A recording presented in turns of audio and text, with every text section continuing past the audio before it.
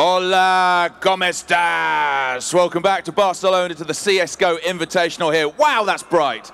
This is the trophy that is being played for at this event. We've had our first set of matches. Astralis beat Dignitas 2-0. And if you're wondering why we're doing like that after all the lives, it just makes it for tournament scheduling work out easier that way. The brains trust of Alex the Machine Richardson and his brainy compadres, and Sadakis will explain all in just a few minutes' time. That brings us to our second set of matches today here in Barcelona. So please welcome to the stage the first of the teams that is coming out. They still have 2 lives. That is G2.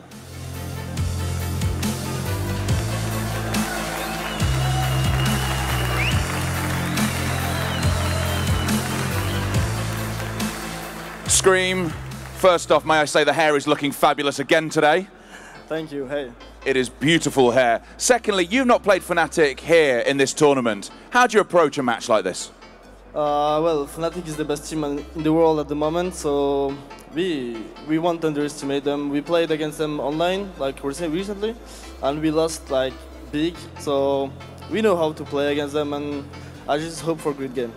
Lee was talking about this yesterday. He was saying that sometimes losing a matchup means you can change things. If you win, you just leave it as were. That loss, how much would that have helped you taking them on here? Yeah, of course, we learned a lot from that loss, and we analyzed the game, and we know how to play against them right now. What's the map going to be? The first map is going to be Inferno. And how do you feel about taking them on Inferno? Is that one of your stronger maps? Inferno is one of our strongest maps. Thank you very much, Screen. Right, take your positions, which means it is time to meet the team they are playing. He said it himself. They're the strongest team, the best team in the world at the moment. They still have 2 lives as well, and that is Fnatic.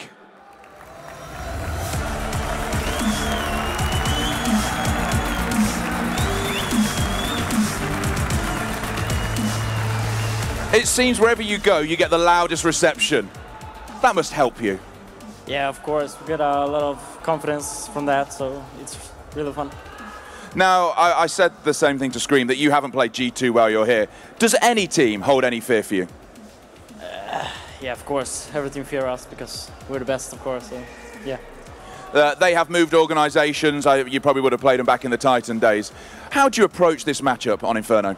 Inferno is our best map, and we're the best team in the world, and we feel confident to face any team on any map. So we just play our own game, and we will win. Fantastic, I love it. I love the confidence of that. Thank you very much to Fnatic. So then, the teams have been introduced. They will get to their positions. The map is going to be Inferno. Alex, it's over to you. Thanks very much. OJ, Inferno being the map choice, and it seems that Crims has got very high expectations for himself. It's our best map with the best team. You do the maths. Right, guys? I've got Yanko, Henry, Sadakist.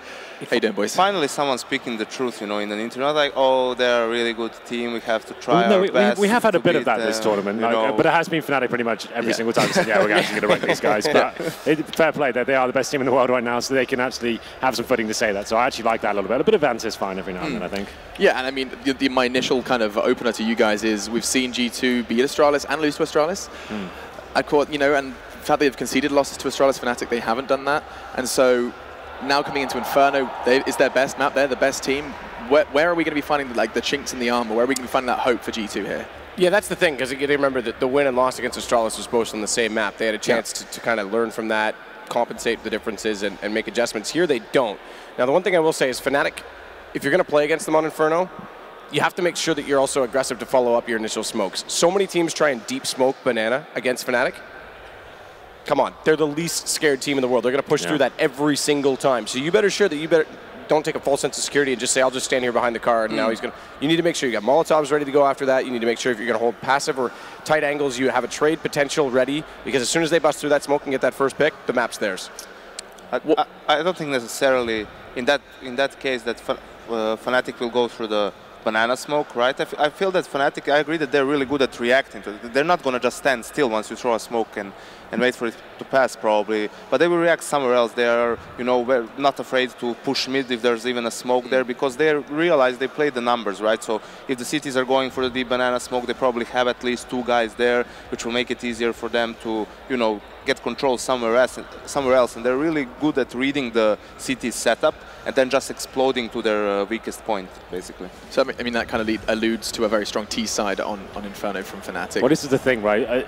Their mid control on Inferno is almost legendary. You can see teams are so frightened of it. Like most teams now will play a very passive setup, just to kind of like say, well, we'll give them that area now. We don't even want to come try and face them. Like they're so good at working those initial picks and actually trading very effectively there. As soon as they get that pick, that's when they're exploding to a bomb side. Like, that's relentless. They don't even allow our CTs to rotate at that point. They're very good at splitting through CT spawn as well. Yep. It can be a very difficult package overall because they're individual players. Like if you have one player towards B, just kind of pushing them back a banana, and then you have one pick towards mid, and all of a sudden they're just completely pincering the B bomb site. It's just such a difficult team to hold down. Like they don't really have the most intricate executions as such. They're so good at getting those opening trades and making sure they make the right decisions mid-round. I think as well they got to make sure they hold on to pit on that A site. Obviously, Arch, for the rap's sake, you're dead right, but so many rounds, the ones when Fnatic actually want to go to A, the reason that they get stopped is often just one player in pit that stays alive, thwarts things, allows the rotation to go over from B. So if the pit player goes down early or is playing too aggressively, it'll really cost them. Yeah, and you just mentioned that rap, that infamous rap they'd like to do here on this map. That reminded me of Torp from G-Bots just kind of mowing them down, and it then reminded me, hang on, 16-13 against G-Bots on Inferno. We have seen Fnatic actually concede a fair few rounds on this very map in this very tournament. How much you want to read into that is a different question. Not much, basically, because, I mean, Fnatic probably went into that game knowing that they will win no matter what happens on the map, which in the end, it's how it worked out. They did lose both pistols and so on, so that's what made the score that close. G-Bots did play well, but in the end, you know, Fnatic managed to win it. Fnatic actually lost to G2 on Inferno at Minsk. That was the last time they met on LAN. It was really close. I think it ended 16-14, or it was maybe an overtime win for G2. But, you know, it proves that G2 can beat Fnatic on Inferno. Was that on the opening day when Fnatic had the difficult start? I think maybe it was the first day. I'm trying to think. That was the day like Fnatic was got trounced by a lot of teams there. But I think if I was looking online, I think they did play last week actually on Inferno as well, and that was like 16-7. Obviously, like it's online CS, but just to show like just a kind of comparison. The one thing that I will say from that G-Bots game that they could look into is just some of the clever differences that G-Bots used. That boost was kind of cool above the pillar on the truck side, the one-way smoke at apartments. There was a few things that they did that.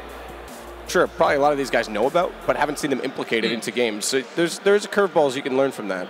Yeah, and I mean, I think we haven't focused enough on some individuals, especially G2. We haven't really touched too much on them, Fnatic, so there's so much to talk about always. But towards G2, you know, the storylines we've already outlined is Existence is picking up frag upon frag. I mean, we saw in that Astralis game, he was actually getting entries at one point as well. I think that's someone we cannot overlook. Yanko.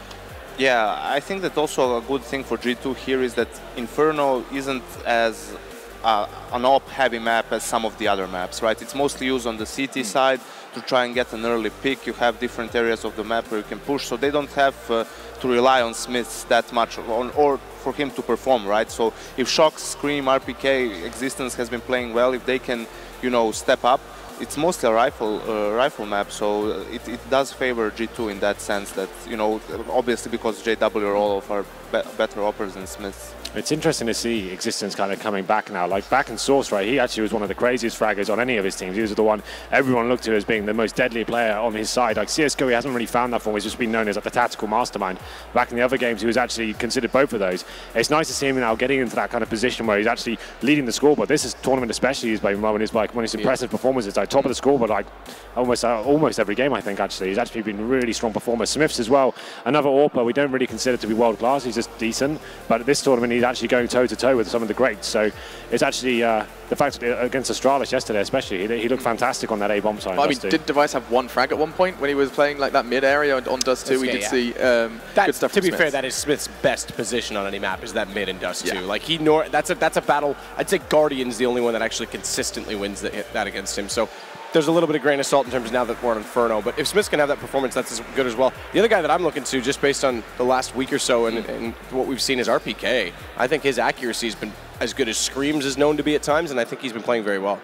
Yeah, I'll also say that another reason why Inferno is maybe a good map for G2, you know, despite Cream saying that it's the best map for Fnatic, is that on the CT side you can go for these different setups. It's not, you know, there are things you can do as a team, right, which will enable you to, if it works out for you, for your players to get in a favorable position when it comes to duels. You don't strictly need to rely on the 50-50 duel and who has the better aim, you know, wins it, because at that point Fnatic is probably favored, right? So the point is G2 can use their team play if they get their economy going to get the smokes and everything, they can use the team play, the setups to maybe, you know, outsmart Fnatic and get an edge that way.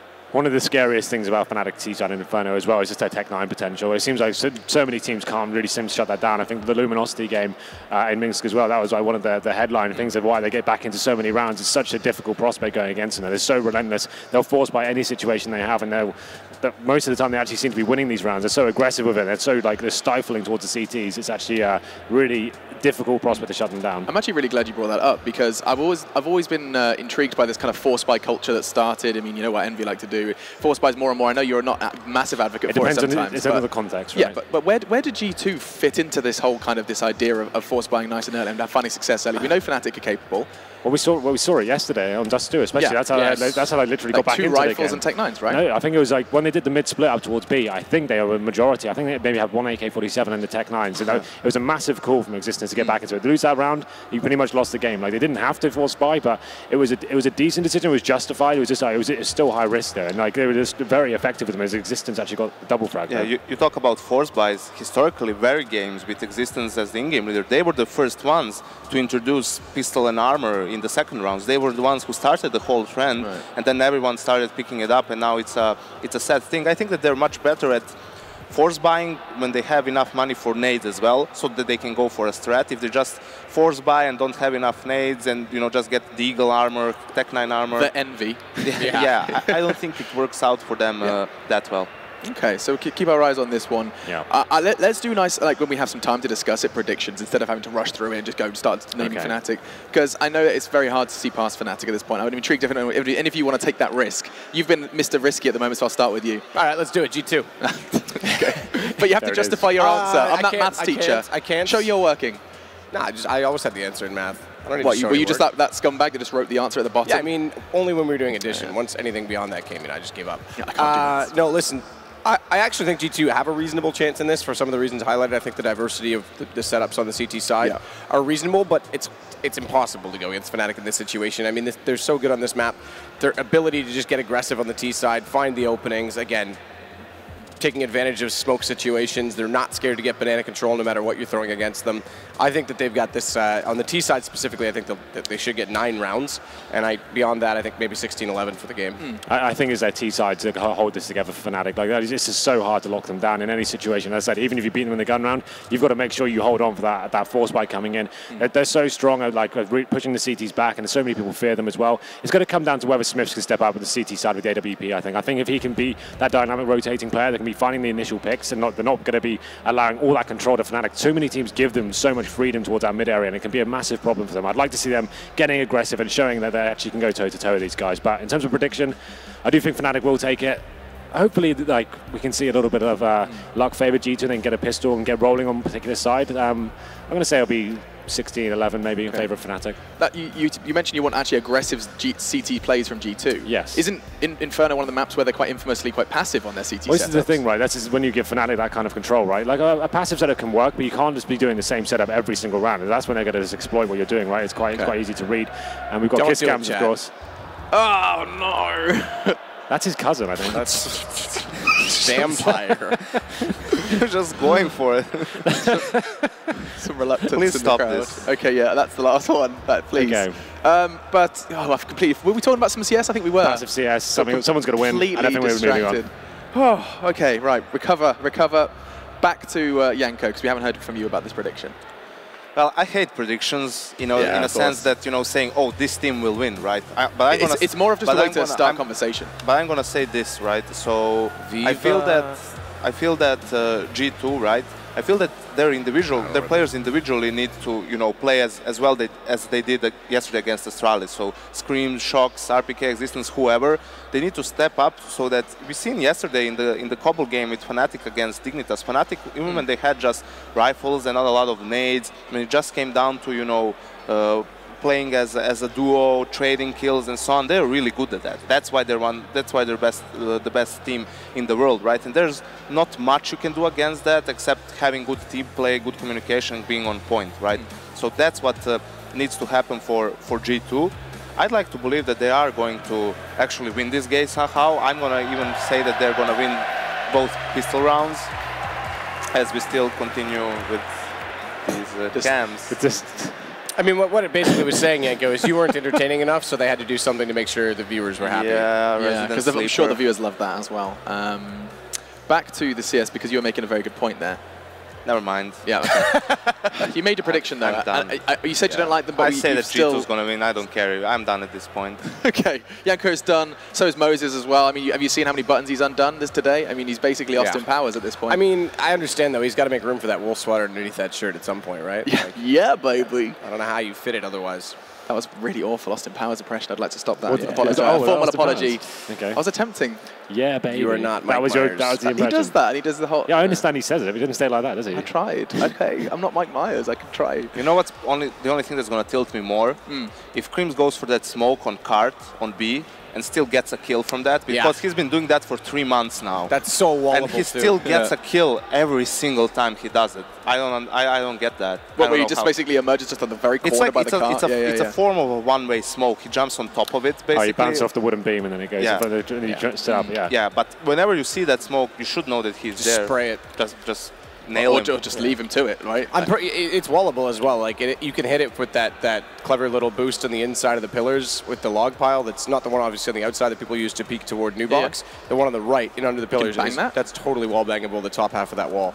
That whole brick wall is like completely spammable. So there's some crumbs counterplay that we haven't seen yet. Talking of counterplay, going into this matchup, you know how basically G2 watched back that Dust 2 game against Astralis, chose to pick it again, and then basically came back and looked stronger. I don't know how much they watched into it, but basically they lost, they got on the same map and came back into it.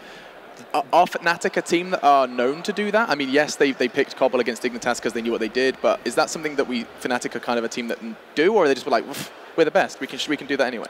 I mean, I guess they do. I mean, of course, they're going to try in some way prepare for a team they're playing against. And, these teams know each other as well. So they can probably guess one of the 2 maps or 3 maps they're going to be playing. The thing with Fnatic is they have such a simple play style, so to speak. It's pretty basic, fundamental Counter-Strike, but it's really solid for them. So it's hard to counter Fnatic, basically say, oh, so they're doing this, so if we only do this, we're going to win a round. They've just got super intelligent players. Like, in terms of mid-round play, they just know exactly what they're doing. It's not like they need super instructions or a detailed strategy going into every single round, right? You just see they've got a basic approach, a fundamental idea as to how they're entering a bomb site. So it's either, okay, let's get mid-control, let's see what their setup is, and then as soon as you work that pick, as soon as you've got something working together, then it's just making a call of saying, okay, I've got control of Banana. Should we go into this B split? Should we go on wrap onto the side? It's just kind of intelligent calls, and that's what Yanko's saying. You can't really counter that. There's nothing you can really do to have intelligent play. And there's real evidence of that, actually, in that Cobble comeback. When we were talking to JW before, he was like, yeah, so we basically decided to stop calling. We just came into the rounds blind, and that's when the comeback started. It's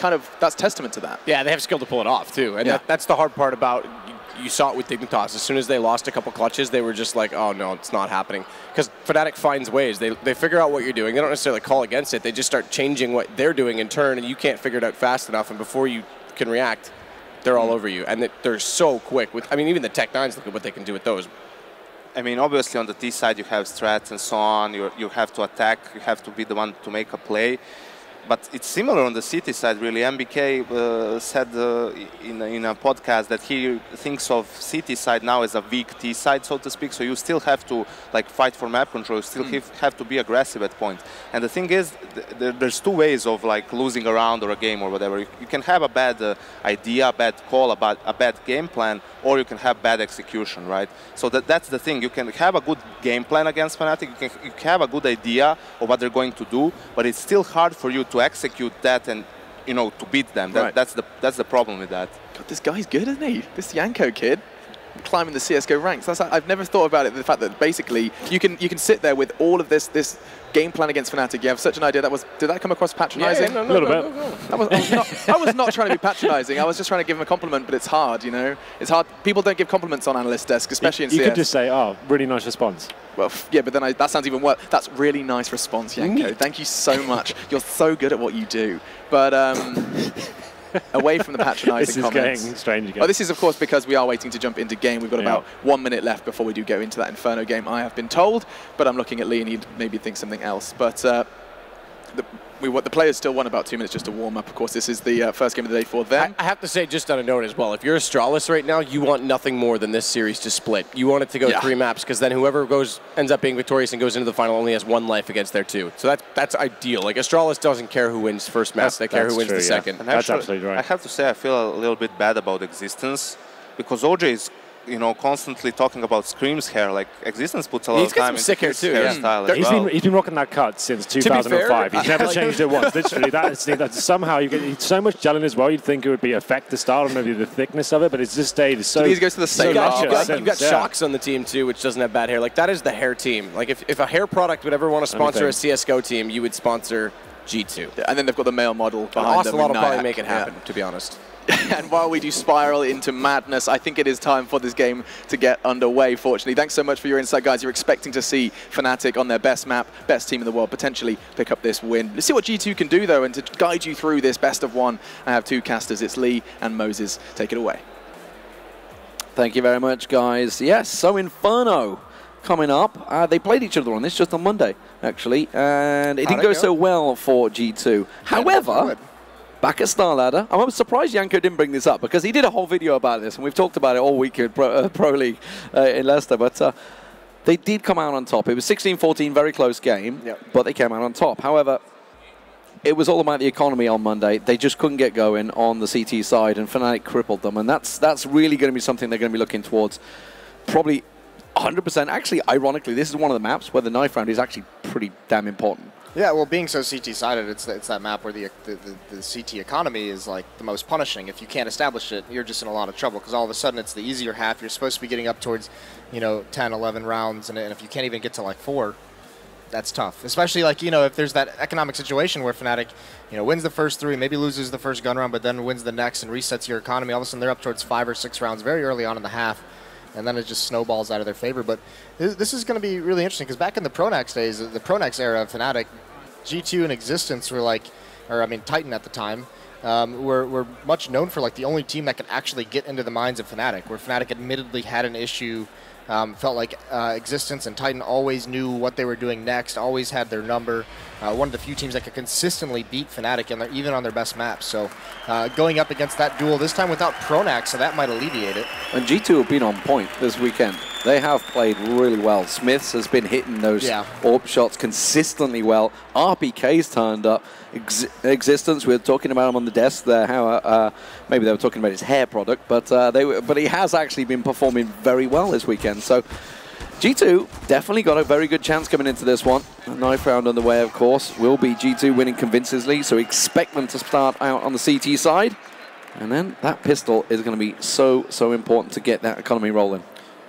Yeah, the one worry, because G2 has them looking good, a couple close matches against Astralis, but what worries me about that is like you said, Smiths has been playing really well. Inferno's notoriously difficult on the T side for Oppers to really struggle with. So I'm not sure if Smiths is going to have exactly a big game. And then what you think about when it comes to Oppers as well, even on the CT side, it's known for choke points. It's known for, you have to do a lot of retakes on these bomb sites, a lot of rotations. Rotations are crucial on this map. In all of those situations, the AWP is kind of a little bit of a disadvantage when you have to rotate over, when you have to retake. It's a tough gun to wield in that situation. So Smiths is going to have a huge job to do. And we should look at Fnatic. Obviously, they had a struggling match here against G-Bots on the Friday.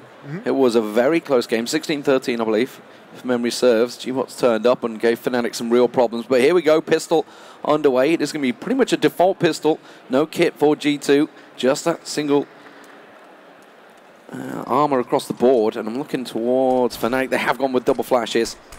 And immediately, it's not going to be a full-on aggressive pistol. For a moment, I thought Scream was about to pound it down Banana, but he is going to slow down.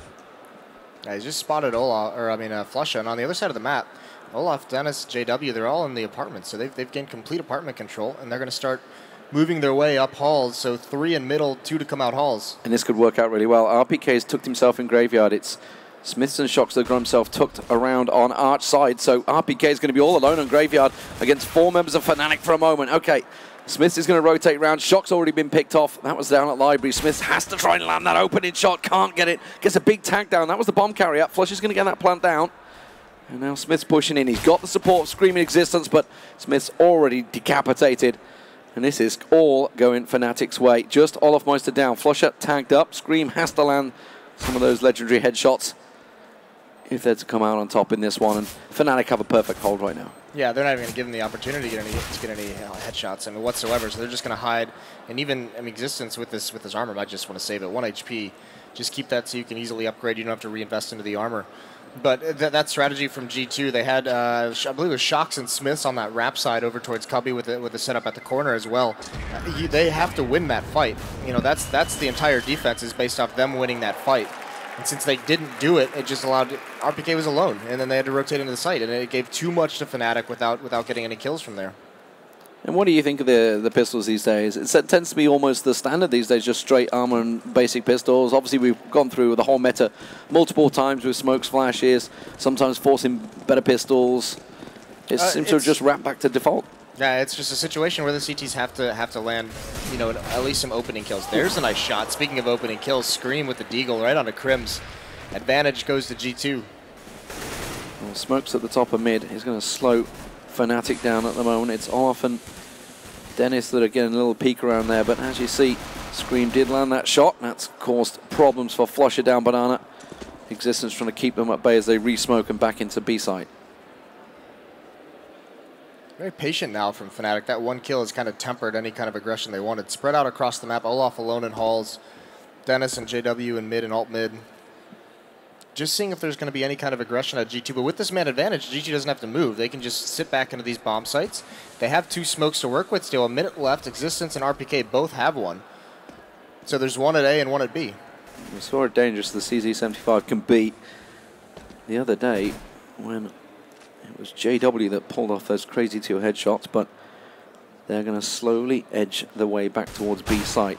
Olofmeister's the single distracting force out, as he so often is. He pushes through Arch, but he can't manage to land the shots on the screen. Will finally take him down. He's got Smith's pushing through Library just behind him, and he will catch him out there. Now they're going to push on. Existence sitting in the smoke, lurking in there. They've got to realize they've just got up and over his head. He's actually back away. Smith is going to go for the rotate. They will finally find Existence. Smith's trying to rattle those Mach 10 shots through the smoke, but not really landing the tags as he would like. And JW through the smoke finds RPK, spins back around. It's down to a 2-on-2 on site. Mach 10 for Smiths. Could do a lot of damage here. He's got to try and put the pressure down. Flush has been picked off. Dennis all alone at New Box. Gets himself 1. Shocks with the AK. Knows he's in New Box. Has the time on this new bomb timer. Tries to pick him off from Barbecue. Gets the tags down. He's got no utility. He's just going to push straight on the position, and Shocks gets him down with a 5-7 in the end there. And G2 will get the defuse and win that all-important second round. Yeah, incredible round from Shocks. 3 kills for him. That one-on-one so patiently played using the full bomb timer. Dennis gets caught a little bit off guard. You could see him swing wide. But, I mean, it was just that man advantage. The trades all went in the favor of Fnatic, but the man advantage for G2 just allows them to have 1 left alive at the end there. Just that one little smoke, Existence lurking in it. Pulled someone back and bought the time, of course. Shocks. Tell a lie, it wasn't Shocks. It was Existence that picked up the Mach 10 and pushed on through. Causing the problem, causing the delay, took out Olofmeister. But now it's Fnatic.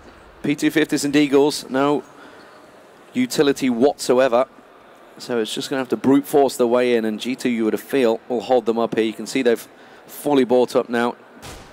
A couple of M4s in there, just a few FAMASs, and Flusher's trying desperately to find something, but nothing coming his way. Yeah, this is interesting to see Fnatic relinquish complete economic control. No real investment into it. Oh, they've over-rotated. They've sent 3 over to B side. Flusher's the only man there. There's 4 stacked from Fnatic, all coming around to Library. RPK is going to see them, realize the danger. Hasn't called for the rotate yet. Existence still sticking at B side. This is that time. I mean, this is just Existence thinking he has the right read. And they're going to gamble it a little bit. Now they push 1 out. Now you're going to see the rotates come out because Scream is pushed out towards Car. Smith is there as well, so they know there's a lack of pressure. Existence and Scream are making the move, and because Fnatic have gone so slow, it's given the time for them to get back in there. But Shocks and RPK looking completely the opposite direction in pits at the moment. They're not going to be expecting this in Existence. Now you see RPK spins around. Existence is about to get a whole lot of knowledge as he manages to get the spray down. And it's a simple cleanup duty in the end for G2. Fnatic almost managed to creep in unbeknown to G2.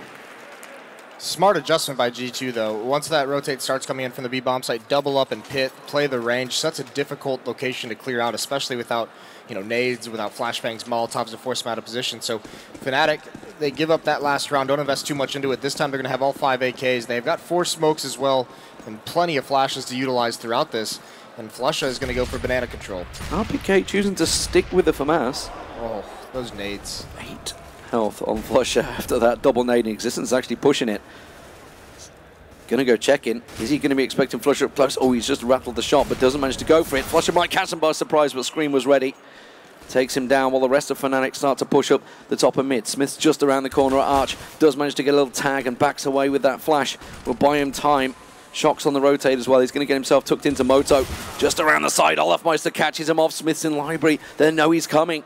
And the little tags on RPK as he tucks himself down in towards pit. Crims catches Smiths there, and Olaf will clear out the pit. And now Fnatic with full control of A site.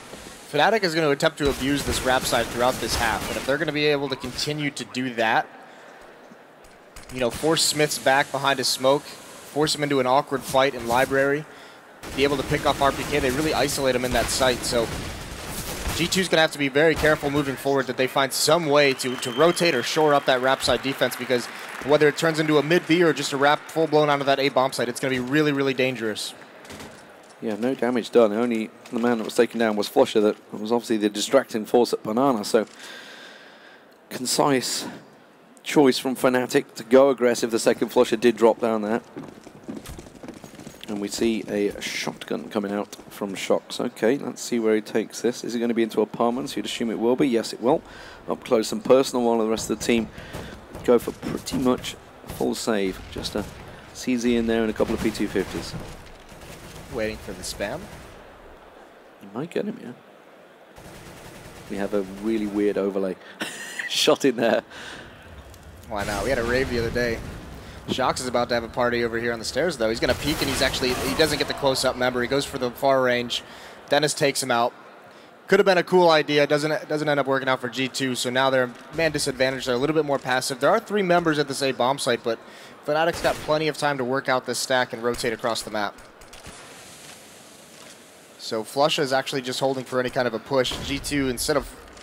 they've evacuated the B bomb site. Just another gamble out of them. I'm being tilted by the triangles on the screen at the moment.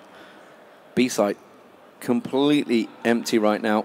Fnatic, 4 members, can just stroll on in there. Olafmeister, the only man to distract them, as he so often is at the top here. And G2, no interest whatsoever in going for this rotate. They've just stacked out the site, realized the danger. Going to try and rush Olaf down from multiple angles. Trying to keep him busy at quad, but 4 members will try and get that AK. The race is on. Can they catch him? Olaf is in a position to stop them. JW catches 2 of them coming down mid. And Olaf, I believe, will be holding on to this weapon. I don't think Scream's going to get it out of his hands. Existence will, though. Question is, will JW allow them to collect it? Existence has managed to find that shotgun in the apartments. JW might be in for a surprise with that one. But other than that, it's going to be a simple Fnatic round as they try and close out the rifles.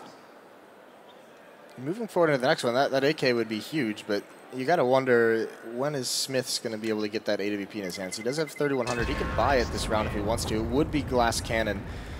That's the one scary part. He wouldn't be able to have armor on it. So it is a bit of a risk for him. And actually, Shocks is going to keep that shotgun as well. So they just passed that over to him. He's going to go more than likely back into halls. And Smith does pick up the op. So op and flash, no armor. That's a big risk, big investment. He's got to have some kind of kill, some kind of impact on the round with it to make it, even worth this risk. Because he's losing, he has no smoke, he has no Molotov. 2 things which can delay the timer. Those are very, very useful on maps like Inferno. And actually, it looks like Fnatic might be heading away from him. 3 members posturing towards Banana early on in the round. Hope for JW as well was dropped for him. He could have bought it himself, but chose... I think it's Olaf that actually dropped it for him. Judging by the money, he's the only one that's down. Everybody else on 5.8k, so... Flusha just on a Tech 9 right now? I don't think he has a rifle. Yeah, he's got 3k, so he could have bought something. Scream holding them up with those smokes on Banana. 4 members of Fnatic. Olaf once again, the distracting force trying to come around. That's such a benefit of having the best player in the world on your team. You can do these kind of 4-1s where you know he's going to have a huge impact on the other side of the map. Existence is the man that's sitting in Speedway. He'll jump around and change. There's the re-smoke. There you go. Scream's now alone. And he's going to get quickly caught out by JW. And that's going to be a real problem. Existence is pushing through the smoke with the FAMAS. He's going to catch out. JW Flusher gets him with the Tech 9, though. Saves his teammate. And Olaf Meister on the top of mid will be once again causing all manner of problems for G2, preventing them saving these weapons. Going to get a good spray down. They know where he is. That was Shocks coming round. He gets caught out. Only had the Nova in his hand. And the rest of Fnatic closing the net in on G2. Yeah, beautifully done from Fnatic with Olaf just waiting there. The success of that B bomb site means his role completely changed and just preventing them from saving in JW. Yep, it's easy. Close range. Oh, except Smith's. The op is like a shotgun in that situation. There's no way they're going to let him keep this one. Olaf and Crims are going to try and close him down. Smith is going to have to work hard to keep hold of this AWP. And Crims will catch him out. RPK separated from his teammate. Could have done with being with his Smiths there to try and keep hold of that expensive weapon. But as it is, Fnatic 4-2. Good start already on the T side. I got to imagine that Tech 9 in Flusha, where he's just keeping the Tech 9, because he was doing it on Cobble all day yesterday, playing with the UMP even when he had money for rifles. Just kind of being some sort of bank for his team and trying to salvage a weapon for free. So letting everyone else lead the way, and he's just there for support and then pick up a free gun, and now he's got extra money. Just helps the economic situation. And speaking of which, just like you mentioned in Pro League, these two teams went at it. G2 still not able to get their economy stabilized. They've gotten beaten up very early on in this match. Yeah, very much a mishmash. Of course, RPK holding that M4 from the last round, but everybody else sitting on a pistol, seeing if they can make something work. RPK's got Smiths stacking it with him. They're both going to double stack it in Cubby and try and catch Crims, Dennis, and Olaf, who are about to come around this corner. Smith is going to be the sacrificial lamb to send him round to distract while RPK pops out and does the damage. Here we go. See if it works out for them. Are they going to be expecting RPK now in Cubby? I don't think they will, but Crims checked it. Caught and saved Dennis there, and that's going to be a quick cleanup now. Existence into library. Screams coming around with him, but might get caught off guard. Crims with the AK, no, he's completely expecting this. He knows that somebody's coming around. There we go. Easy stuff. Easy cleanup. Fnatic 5-2. Crims is like your favorite teammate in the world. The one who, for no logical reason, checks a spot after two of your teammates have already ran by it and just completely saves the day.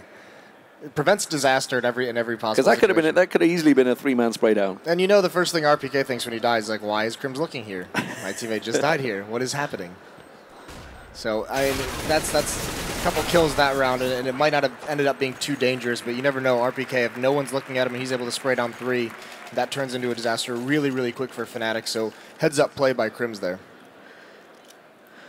But for Fnatic, they have a whole lot of money. It is all going in their favor. And while they've been picking up these rounds, they've really not lost many people either. They've been, 4-man alive, 4-man alive, 3-man, 4-man. So really not losing too many people to G2. And that's causing serious problems. G2 fully invested in this one. And again, you can see not a great deal of utility. Double AWP setup though, Shocks and Smiths. I don't like this switch on a map like Inferno. 1-up, fine, but you need this utility. You have to have it, absolutely. And this is 2 rounds now where they've chose to go with the AWP over smoke, over Molotovs, and now they do it twice. So this better pay off, and it looks like Shocks is going to get a little bit aggressive with it. Almost looks like he wants to peek, and he actually catches Olaf out. Olaf not expecting that kind of an angle. Well, it's the first time they've really managed to rock an AWP and make it work, but they're going to be piling straight up Banana. Scream had a deep smoke down the bottom of Banana.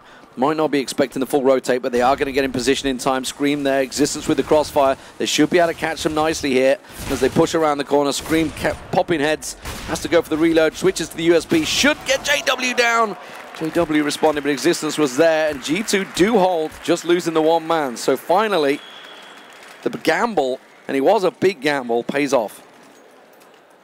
Yeah, very big gamble because, well, now this gamble pays off like huge because they only lose that 1 member like you mentioned, but now all the utility comes out on this double op setup. So if they're going to be effective, if they can keep these op mobile, and Fnatic, I don't think they saw that Smiths had it as well. So they've only seen 1 AWP, but JW, the response, he's going to get one on his hands. He's going to hold mid for a peek, but G2 still having 2 AWPs at this A bomb site.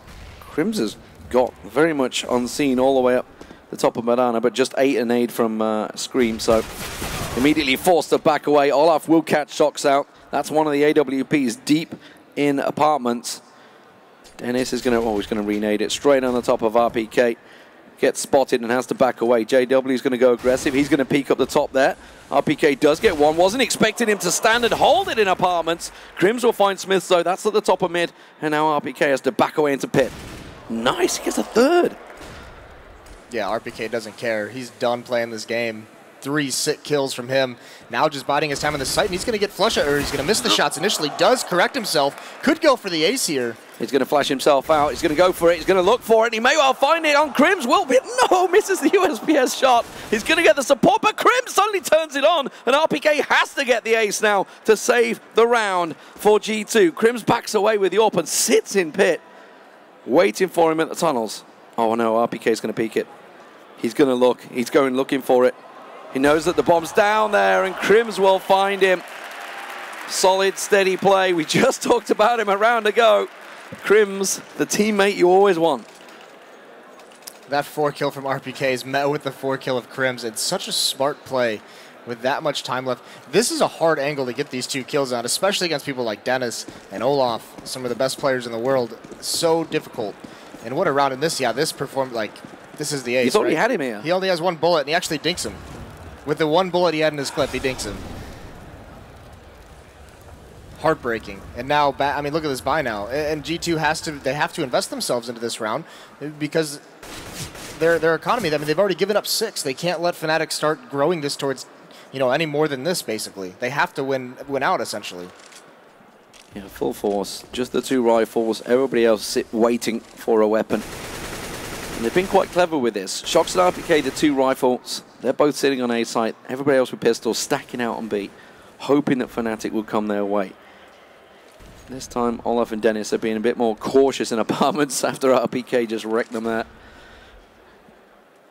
We'll slowly take the time. A lot of smokes over on B site. Existence on the rotate, expecting something to be coming here now as Crims looks to explode on the top of mid. Well, now G2 has to take a gamble. With this inferior arsenal, they have to kind of stack 1 site and just say, if they come here, great. If not, we're in some trouble. And it actually looks like Dennis and Olaf are going to be wrapping, once again, putting pressure over towards where Smiths and Existence are playing. Coming into the arch, but that Smiths close up. That smoke was not deep enough. It actually blocked Olaf from seeing anything, so it's just Dennis here, and this might turn into a lurk roll as his teammates storm into the B-bomb site. Scream, meanwhile, on B site. It's going to be the vital man. They're going to push on towards him with that 5-7. Can he manage to pop some of those heads? It doesn't look like it. He's going to get tagged up heavily. Flusher will clear them out, but the spray through the smoke. Smith manages to get himself 1. Now he's going to quickly try and boost up and over. He will catch a glimpse of Crims going for the plant there, but it's JW he's looking for, and he knows they're on site. He's going to catch himself 1. Can get. He knows he's in the corner. He knows exactly where he is. Can spot his position. Can get himself the defuse, and there we go. Very well played by G2. Clever little stack to keep a glimpse on everything. And Existence, as soon as he sees that smoke, as soon as they get 1 kill, you could see he immediately just ran up and crouched.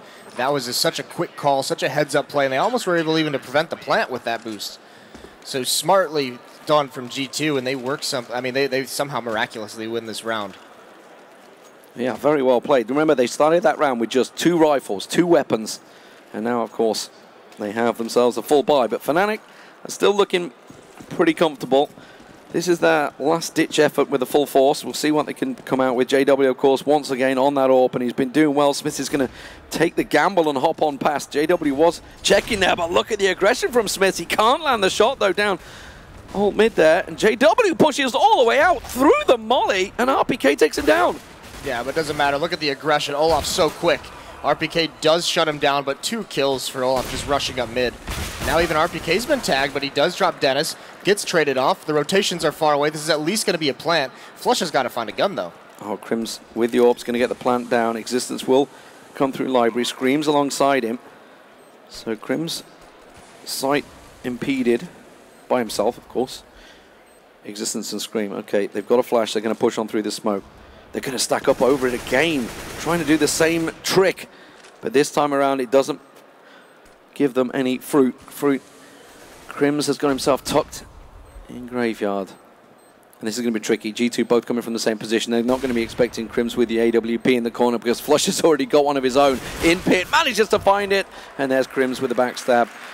And Fnatic close out the round. So back and forth we go. And unfortunately for G2, that is going to cause some serious problems. They are going to have to pull something together once again. They can't afford any rifles this time around, though. Yeah, it's almost a double save situation with the place Shocks and Smiths are at. 1,500 for Smiths, 1,700 for Shocks. So I imagine, yeah, no real investment for these guys into this round. They're going to force buy in the next one. And they still, Fnatic keeps the double ops. Flusha once again on the Tech 9. Not as bad in this round because against this save, once they figured out, he can investigate the stack. Using the time to have a little chat about it, G2 there. 4 of them just staying in CT spawn. Having a discussion, figuring out exactly what they're going to do. Because they're in danger of slipping away in this first half. Bearing in mind, they have 2 lives, remember, as do Fnatic. Fnatic, they're not going barreling into this one. They are aware they could run headlong into a stack of some form. They got themselves a boost. I think it's JW on top of Flusha down Banana. Scoped up. Olaf, you can see here also in the top of mid. This is going to force Fnatic to be a little bit more passive to open up rounds with this double op setup, and having one of them on Olaf, he's been their primary aggressor, usually solo in those 1-4 setups, so some tactically is going to have to change for Fnatic because of these 2 ops. Well, Smiths and RPK are about to arrive at B site as JW creeps his way around here. They're going to check out. RPK is going to be boosted. They're going to go for that boost once again. RPK on top of Smiths, just around the corner where JW is creeping. Should find himself one at the fountain. He will. You can see them boosted there, but he's not falling for it this time. That grenade's going to fall square on their feet. Smiths and RPK taking a lot of damage from that one. Fnatic not going to be fooled twice. And Flusha, there's the Tech 9 entering. It's going to get that headshot. Nicely done. Scream actually in Dark actually got like 4 or 5 shots at JW. And JW didn't really know where he was. Took him a little bit to react and realize it. Still wins the battle. So easy wipe up for Fnatic here. They're going to get up towards 8. And next round's the important one. I don't know if we'll see a pause out of G2. Probably wouldn't be a bad idea at this point because you have to win these last 3 rounds. I mean, it seemed like when they were just, yeah, there we go, timeout. There we go, the pause, tactical pause coming out from G2. And as you mentioned, already 8 rounds to the good for Fnatic. It's tricky times for G2. They're going to have them an incredible T-side of their own at this rate. And it's going to be very much a force, as you say. Smith's only on 3K, 3.1. Shocks at 3.3. Everybody else are at 5 or 4K, so they can buy up, but it's just one of Shocks and Smith's going to do. Now, we've seen Shocks on the shotgun before. Could take your departments, could certainly do that. I'm more worried about, maybe not worried, but I'm just curious how Fnatic is going to start utilizing these 2 ops. That round's, it's an anti-eco, so not a huge deal, but with one on Olaf, I mean, he's the one who, just the other round, when they lost a player early to the Molotov, Olaf's the one who followed it up by just rushing up mid through the fire, getting 2 kills and opening that whole round. So, I mean, they need someone who's going to pick up that aggressive slack. Flusha's still with the Tech 9. Just sitting on it. So he's got 3.2K, so, I wish Yanko were here. I wish we could just, like, key him in to, do a sideline reporting and just see how tilted Yanko is right now. He looks content. He's eating a sandwich. Well, that'll neutralize any kind of Tech 9 Flusha by tilt. Yeah, just sitting on the Tech 9. I mean, to be fair, he's not really needed to buy anything else at the moment. What's he looking at? He's down the bottom. He did just pick up an AK. He did just bought one finally. Okay, there we go. I mean, that's something. Maybe if OJ's listening, ask him on the stage at some point, and we'll have to grab him between a match and ask him about that. Maybe after this series, because he did the same thing on Koppel. It's got to be some kind of just sitting with the UMP constantly, economic play, so he can drop some extra weapons over towards his teammates. Free guns to salvage. Also, the UMP gives that bonus money. But we also saw him just a couple rounds ago. He had an AK-47, and he was entering onto the B bomb site, and he was using the Tech 9, yeah, because you can run a gun with it. So he was just like, I never want to stop moving. I'll just hold on to the Tech 9. I mean, I guess if it works for you, why not? Yeah, I can't really complain about the results they have on the board so far. Yeah. So still tactical timeout, I should say, for G2. Fnatic, you can see on your screens, though. They'll be quite happy with their situation, sitting on 2 lives themselves. Astralis await the victor. And they'll be in a great situation if G2 manage to take a life off Fnatic. We saw them doing it against Astralis, so it's totally possible. But this is Inferno. This is G2's map of choice. This is the one they wanted to go to. We don't know what the second map is just yet. It could actually be Inferno twice. I highly doubt that G2 is going to let Inferno through twice. That would just be insanity, because Crims was very honest when he says they're the best team in the world on Inferno. Yeah, absolutely. Dust 2 was the last map vetoed as well, so that would have been good for G2, but Fnatic not going to let that one slip through, it would appear. Here we go, though.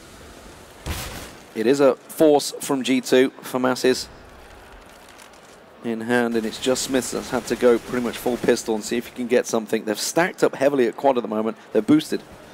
I like that pistol buy, though, from Smith, because he could have got a FAMAS, wouldn't have been able to get utility behind it, but this time he's going for that Molotov, going for the smokes, and look how it's allowing them to control the choke points. Now they can get this boost up onto the rooftop, and Fnatic is not up mid at this point in the juncture, or at this point in the round just yet, like they have been in the past. It's a clever little play as well, because they got Smith just underneath at pillar, so they're going to be looking at Smith and completely distracted from the fact that RPK's landing the damage from above, but as yet, they're going to have to abandon it. Yeah, they're going to back away from quad, so they're not feeling it.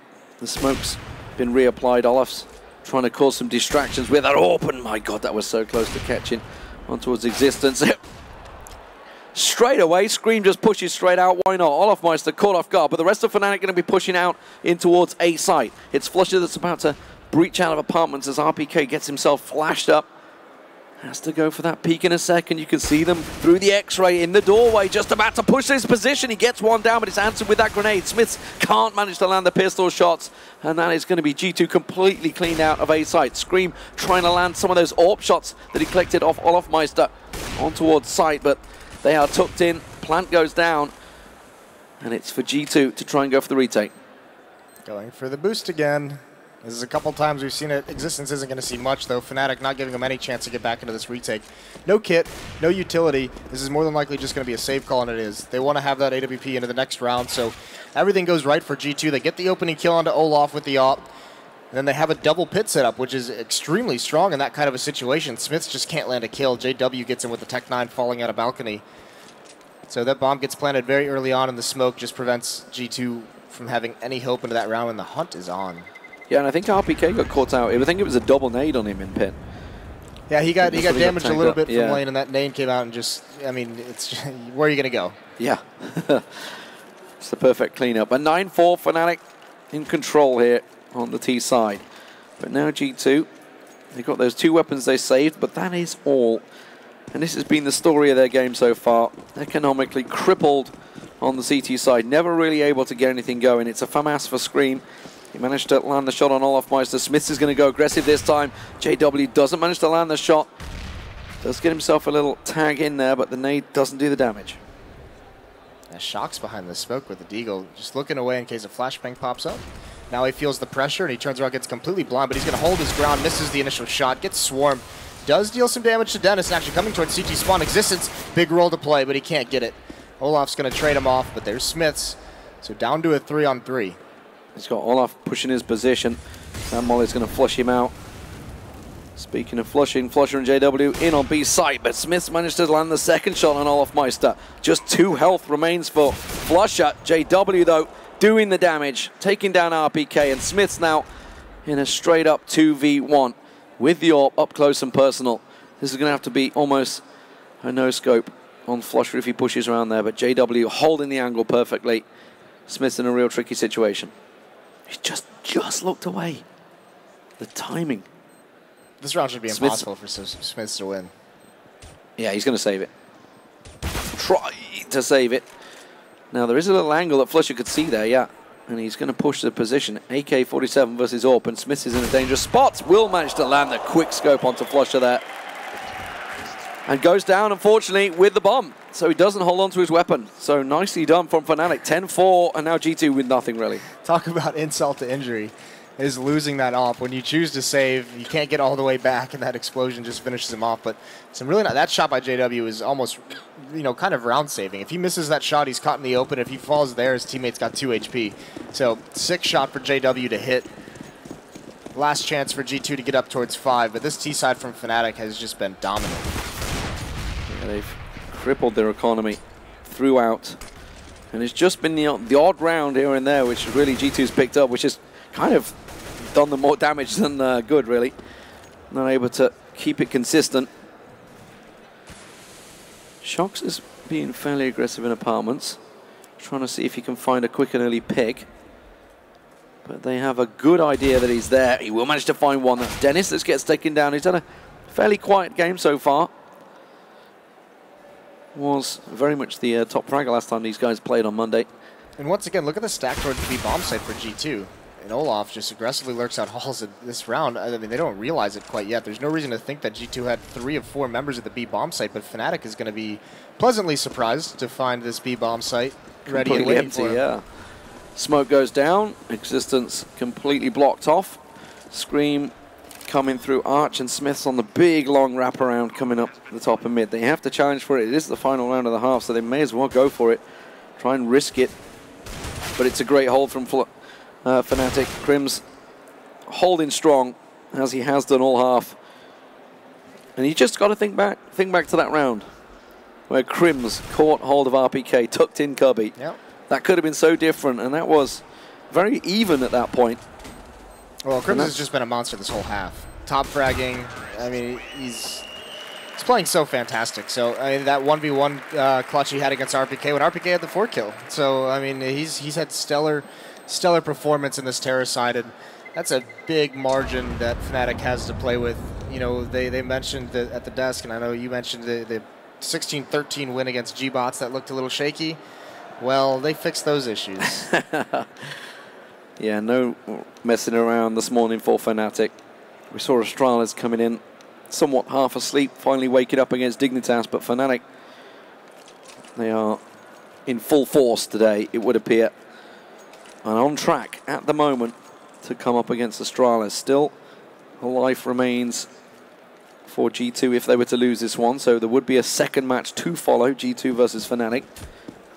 I know you guys at home have been somewhat confused by this because we have done 2 games back-to-back, and it should ordinarily be the little switch, but in order of keeping things consistent and not having 20-minute turnovers every time the teams had to change around, we decided to do the double back-to-back, and teams seemed happy with that. Pistols underway, though, and they're piling straight to B site. Olafmeister already finding 1 head, managed to get 4 before the other day. Crims does continue to tap in there as well. 1 shot, 1 kill. That's all he seems to need. But the bomb is planted in on site. JW and Olaf have made the rotate. It's going to be a 4-man take. Scream, Smiths, and Existence to try and hold them back as they burst on site any second now. Scream will be vital. He can't manage to land the opener, but he does get himself a double. And that's going to be Flusher, and Crim's taken down. He catches a glimpse of the muzzle of the gun of Dennis, but he has worked so well in pistols so often for Fnatic. Smiths gets himself one. He's going for the knife. He's got him. Dennis pulls out the knife on Smiths. Not only is it going to net him a whole lot of cash, he's going to get the defuse. And Fnatic look to close out this game in confidence. He's got it. He's missed it. Oh my God. I was wondering why nobody from Fnatic was smiling or celebrating quite yet. That was within a second. That's a heartbreak, but what a shot there from Smiths. So now you got to question, was he out of bullets and went for the knife? Because he could have possibly got the pistol kill much quicker. I'm and sure that's just that little sliver of a second. He's either out of bullets or had 1 left and didn't think that he could land the headshot. I'm pretty confident it would be out of bullets. No reason for him to change. He'd already picked up a double kill, so you'd assume. So actually, G2 just get away with one there. Get away with murder, literally. But that gave a whole lot of money to Dennis, regardless. He's sitting fairly comfortable. But of course, the MAC-10s out for G2, and now they're going hunting for kills. They spot 1 behind quad. That's Dennis tucking himself in. A lot of damage on Smiths already there from Flusher, but will finally get dealt with. The MAC-10s coming into action, trying to start making that bank. Dennis does get 1 down. That shocks, but RPK will collect himself a bunch of cash. And it's Crimson Olaf remaining. And this is actually scary, because Olaf is still lane side. He's over by truck. Well, Smiths is low. RPK's half health. Existence just got tagged up. This is still, yeah, like you say, very scary. And Olaf with that deagle. If he lands the opener, that's the bomb carrier, Smiths, and he just backs away. He could pick himself up a weapon around this corner. Crimson's looking to try and do the same. He comes out of library. Existence will catch him, and now it's all on Olaf. Yeah, Crims had to get a kill there. Olaf, he's going to get 1 more. I mean, why not go for it? Still do some damage. Almost lined up that shot onto Existence. Trying to bait him out of their position. There it is. He had the shot he wanted, but Existence takes him out. So A lot of damage dealt, but G2 is going to get out of that second round alive. 6-11 now as G2 tries to make this comeback. Well, G2 going to stick with the SMGs, MAC-10s for Shocks and Smiths. Existence also going to collect himself. Well, okay. They need the cash. I mean, they saw the economic damage that Fnatic had done to them. They want to try and do the same, but Fnatic going for that save to bring the rifles out in the next round. This is going to be fast and furious, it would appear, in towards the B side. Smith's leading the charge. Olaf and Crim's there, but this is a quick wraparound from Fnatic. They're going to have a 4-man stack here before G2 break through on site. It will be pretty brutal, though, it would appear. MAC-10's doing the damage, and it is just Dennis left in the corner. Gets himself 2 down, though. Makes it costly, but those MAC-10s won't be carrying through to the next round anyway, so it's not too bad. And Scream will finish off the job. 11-7 here, though, and this is the round that counts. Fnatic going to be bringing the weapons out. Let's see what G2 have to answer. Good amount of kills, though, in those two eco rounds for Fnatic. They got 5 total. Smiths was able to recuperate a lot of that with some MAC-10 kills there at the end. Shocks actually is going to keep the MAC-10, despite having a lot of money. No, he's not. He's going to pass it over to Smiths, who's the AWPer, so maybe he wants to build up some of his own bank to have that weapon. We talked about that UNP before, didn't we? There's Flusher once again. Why not? I mean, if you're going to do an SMG, that one has, we've seen so much success that it has a great armor pen for an SMG. So it's not like this is some slouch of a gun in these weapon rounds. And he's using it at Arch at the moment, which is a fairly close round combat battle. But this is going to be G2 exploding into sight. But look at the spray down. Olafmeister and Crims have done this so often. And G2 just melt as they push through the smoke onto sight. That round was so close to just Olafmeister going down and Crims more than likely following soon after. The angle he had, he was not expecting that much aggression out of G2. They actually had some shots on him. It was Smiths with that MAC-10, and Shocks here. He grabs one. He's got Dennis isolated, but no reason for Dennis to peek. Waiting for his teammates to come, and there's Olaf to clean it up. But it was Smiths with that MAC-10 just doing a drive-by, just couldn't deal the damage, couldn't connect the shots. If that's an AK-47, and they get that kill onto Olaf, then all of a sudden Crims is going to fall very, very shortly. And suddenly it's looking very messy. Smith's on 2K, Existence on 2K, but they're going to force it. AK is getting passed across to them. It's Existence that's going to be the man on the left on a pistol. Nope, there we go. AK dropped for him as well. So G2 throwing everything into this round. Let's see if they don't go quite so quick, though, because the pace doesn't seem to be working for them. Fnatic reading the situation well.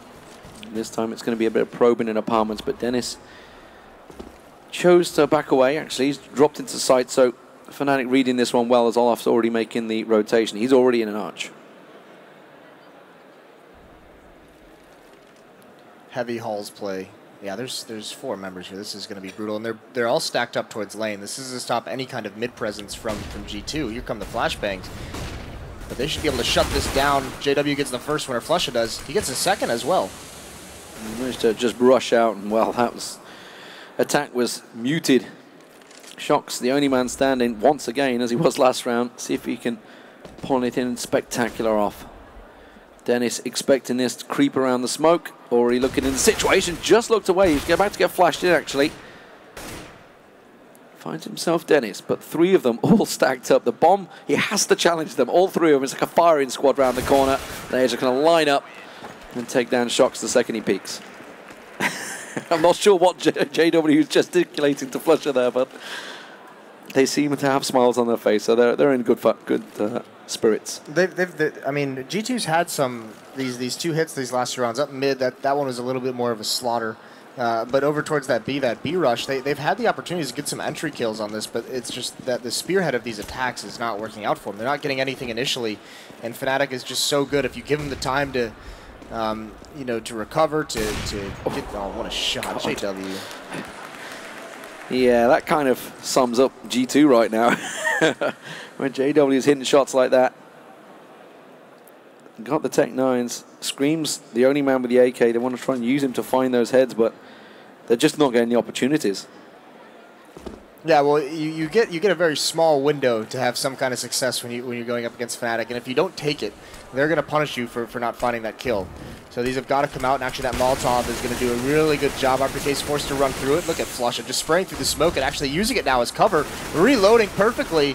RPK gets by him, but he's blind. He just pre-fires it anyways. Gets another kill. Why not? Bombs down. this B split is nothing. Very well played there. They expected him to back into library, but instead he tucked himself around the corner. And G2 just being nullified every step of the way so far, not getting a great deal. As soon as they moved into right weapons, they've got, what, 3 kills in the last 3 rounds total. Yeah, this has been tough. And here's the difference. Fnatic is able to string rounds together as soon as they started buying on their CT side. G2 is only ever able to really get 1 in a row. They had 2 in a row later on, I believe. But, I mean, early on, Fnatic controlled the economy from an early stage. JW going for another shot in the mid-air. Can't land that one, but of course he's going to go for a re-peek down towards the mid-pit. Not able to land that. Now he's getting aggressed upon, but no worries. Just quick scopes here, no problem. Well, this is pretty cruel for G2 fans to watch. It is very much Fnatic in control, and G2 are going to have to pick their heads up after this one.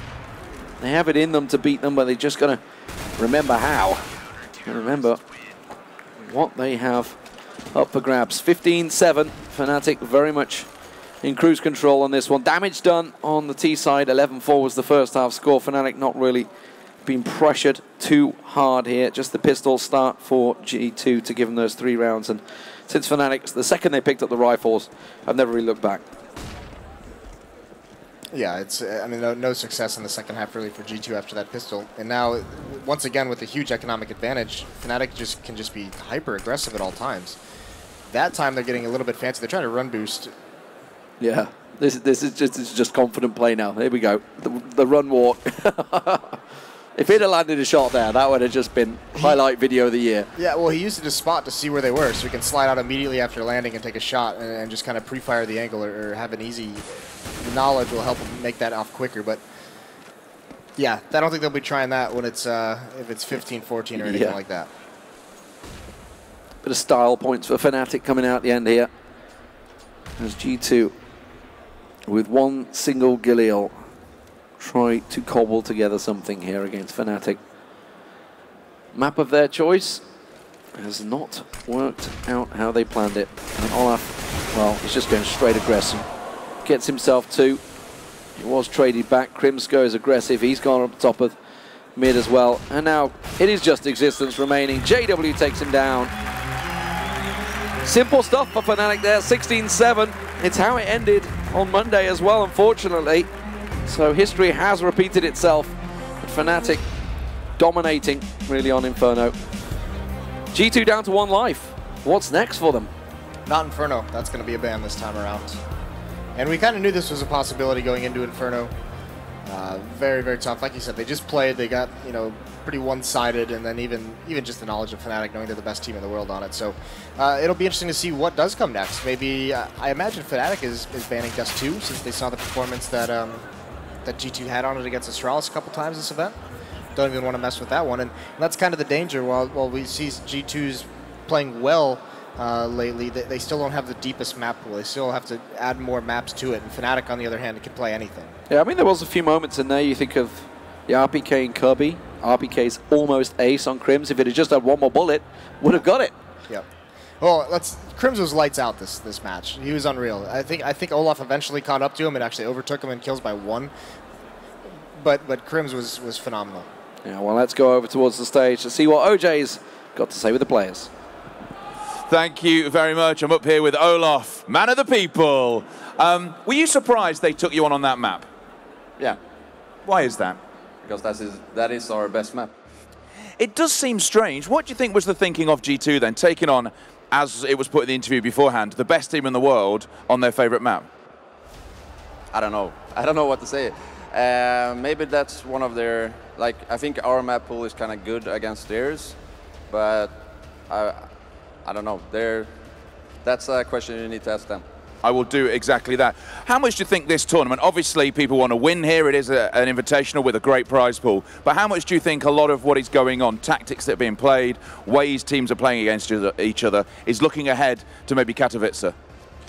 Well, you always want to win every tournament you are, but there are some tournaments that are a little bit more important. So of course you keep some stuff for Katowice, but at the same time, you have tried some new things on practice, but even if it works in practice, you don't know if it works on LAN. So you have to try some stuff on LAN to see if it works. Fabulous, Olaf. I'll let you get off because you've got a 10-minute break before the next map. Thank you very much to Olaf Meister, which means we have one team down to just one life. G2 down to one life, Alex. Fnatic looking hot. They are indeed looking hot. Unlike you, Alex. Unlike me? Wow, there we go. Whoa. But your tie looks way better. It does, thank you. Can you all admire this? This is what Sadicus has just tied for me under advice of Don Semler.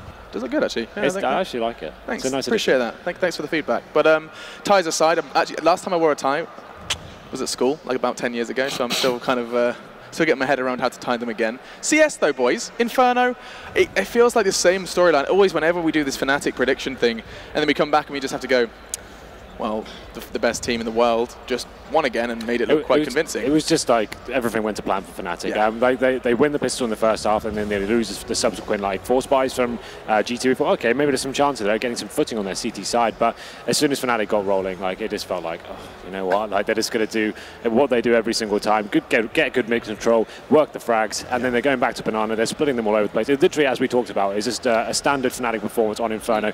They were out-fragging in the clutch situations. Crims especially was stepping up massively and some really smart clutch play. The one that stands out to me was against RPK in that 1v1. RPK actually managed to get like 4 kills, like 4 sick kills on the A bomb site. Ran out of ammo. And then he had 1 bullet left in his magazine and he went for the face. Like he literally had positional control, he had the massive advantage in this situation and went for the face, like with the M4. Headshot him, sure, that was great, but didn't kill him. He would take him down to like 10 HP, so it was him and him, they were left in a 1v1. Crims just goes and sits in the underpass with the AWP, just hanging out, and you just think, oh, he's actually just owned this. I think that round was actually the round that decided the game ultimately. The problem there was that at one point G2 were 3v1 against Crims. So when they flashed him in, when RPK, we saw his POV, but Scream was also peeking him at the same time. Crims gets a kill fully flashed on Scream, RPK runs out of ammo, doesn't get the kill, then Crims kills Existence, who is like all the way along towards quad, right? Like with 10 HP, gets a headshot on him. Suddenly RPK is left in a 1v1 and Crims can go wherever he wants because there's 50 seconds left. In the end, you know, it seems like he picked a good spot, right? RPK walked into his crosshairs. But that was a crucial round because the economy was pressured for both teams. If G2 won that round, then maybe they could start doing things we talked about. You know, their setups. They didn't have a good economy for the whole of that half, basically. It was a decent start for them, right? Like I said, they get those 2 rounds in, and then they lose a couple of rounds where they did manage to get 4, and then it was just towards the end of that half, the economy was just spiraled out of control for them. There were so many like AWP, FAMAS combos, AWP pistol combos. They were relying on Smiths to make these rounds happen, and he was getting a couple of picks. They just didn't have the arsenal to actually back it up and actually get themselves back into in towards contention there. And it just seemed like second half, it just they won the pistol again, and it's just like then it was just waiting. We got the 3-0, and then we were just waiting for Fnatic to come, win the first gun round, and pretty much a foregone conclusion from that point. Yeah, it's pretty much how it's standard. A lot of this seems like repeated information. It's so many times that teams run into that same problem on the CT side. It's just the other thing that, like, if you wanted to look at the model of Fnatic's like T side, it's just literally a pendulum. They just go, banana, okay, get a kill, let's go back, hey, get a kill, back to back, and then eventually they just go into one of them. Like it just doesn't that mean that the CTs are kind of similar, where they're going, they're just kind of like stuck between these kind of parallels, like which actual bomb site they go? It's extremely hard to read. Yeah, absolutely. I mean, I wouldn't say there was any over rotations that I saw in that game per se, but they were just getting picks that were extremely favorable. And like you said at the start of the game, Fnatic's always going to get a trade. I mean, you look at the way they won a couple of rounds, right? It's just all of running out of Boiler, and his team is trying to run out mid at the same time. JW doesn't care. He died to an incendiary grenade, right? But he tried to get into mid. Olaf was behind him. He gets the kill on the guy on short, the guy on long. You know, they just overwhelm you. That's what I was talking about. They will react. They're not afraid to run through smokes, flash in and everything, and they just, you know, swarm that part of the map and get the trades. They are so reactive, right? One of the key examples I can think of, right, is when G2 actually trying to change their mentality a little bit. They went for the double AWP setup. It was Shox and Smith AWPing. So Shox goes for, he pushes across middle, gets into a boiler room and goes and faces aggressively towards a part. No, actually, he faces towards the second mid, actually, from window. He misses the shot and falls back, but then you just see Olaf Mighty, you think, right, I know exactly where this guy's playing now. He's falling back. He boosts himself up so quickly there and literally just runs out of boiler room. And as they're rotating back up, he finds 2 frags. frags, and it opens up the whole map. It's just chaotic. That's just a prime example. And we saw it from Smith's perspective. He literally just ran out. Like, there was no utility. It was just like, oh, I'm just going to come out the door now. Like, I'm here. Sorry. Just so you know. Yeah. That's just an example of how well these guys read the game and know that they kind of base their percentages on, well, I know I'm going to be out-aiming these guys regardless, whether I can get myself in a favourable situation. Shox will be falling back with the AWP. He's not going to be hanging around that angle because he's going to die there. So it's actually just a very calculated play and Olaf Meister opening up another round. One of the things, I know you've been speaking for a while, Henry, but one of the things you asked for coming into this game in the pre-match was you were saying one of the things that we don't see from G2 and you'd like to, you kind of requested was aggressive CT plays. I mean, when you end 11-4, did they have opportunities to try that? Well, this is the thing. They never really had enough money to really work with towards the end. That's when that was a problem. When you don't really have the arsenal to actually, you don't have the equipment to start the aggressive play, it can be very difficult to actually initiate it. They did try it, like I said. They're AWPing towards second mid. They tried AWP towards the end of apartments as well. It just wasn't really working out for them. They weren't trading favourably. And they were actually bringing some creative play to the table as well. One round that stands out is when Fnatic had full control of Banana Bomb site, they're smoking off towards CT spawn. We see a really creative boost coming from G2. Like, it's been done before, but the fact they pulled it off is such a perfect time as well. Boosting behind that smoke, looking over towards the bomb site, managed to pick up 3 kills as well. In a very key round when they only got 4 on their CT side. It just goes to show you that there is still some room for creative players, like we saw against G-bots and stuff like that. So some people, that's how they are getting rounds against Fnatic. And I mean, yeah, it definitely looked very different, the G-bots Inferno to the one we just saw against G2. I think Fnatic definitely know how much of a percentage they have to give depending on their opponent, and they look great against G2. It's not done yet, though, guys. We are going to take a break before we bring you our next best of 1. The veto process is going to be done again, and I look forward to seeing your thoughts on where this could possibly go. Will we actually see Inferno again? We've seen Dust 2 before. Cash still hasn't appeared in the tournament. We'll be answering all of these questions after our break, so don't go anywhere.